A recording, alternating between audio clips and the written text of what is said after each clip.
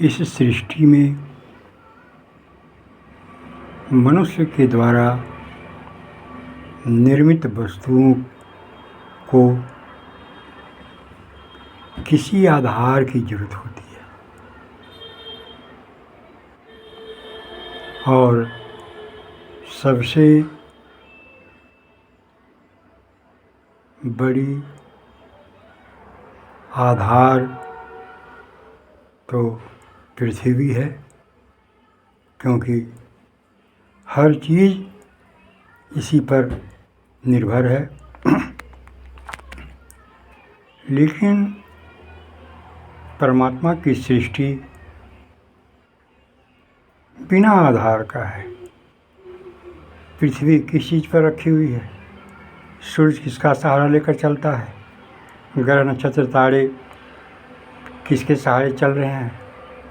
कोई उसका सहारा नहीं है, शून्य में टिका हुआ है। तो मूल समझने की बात यह है कि मनुष्य के द्वारा निर्मित वस्तु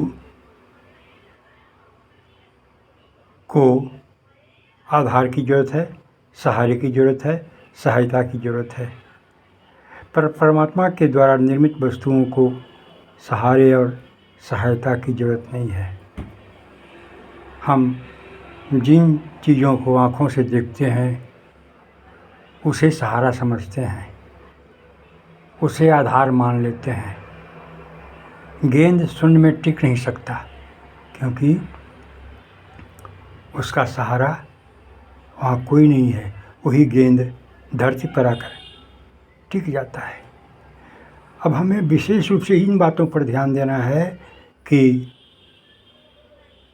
जिस तरह से स्थूल वस्तुओं के लिए स्थूल सहारा चाहिए, तो परमात्मा ने स्थूल वस्तुओं को भी अदृश्य शक्ति के सहारे, जिसे हम शून्य भी समझ सकते हैं, कहते हैं, टिका हुआ है। और वह शून्य, वह दृश्य सत्ता, वह दृश्य शक्ति कितना ताकतवर है, जो कि सूरज को भी रोक रखा है, टिका रखा है, रोक रखा है, ब्रेक लगा के रखा है। अपनी धुरी पर, अपनी चाल पर, अपनी गति पर चल रहा है, लेकिन दिशाहीन नहीं होता है, भटकता नहीं है। यह सबसे बड़े मार्ग की बात है।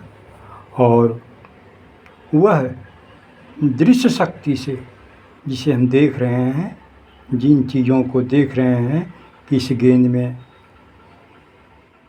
इस धरती में, इस हाथ में, इस चीज़ में ज़्यादा ताकतवर है कि उसने उन चीज़ों को आगे बढ़ने से, भागने देने से टोक दिया।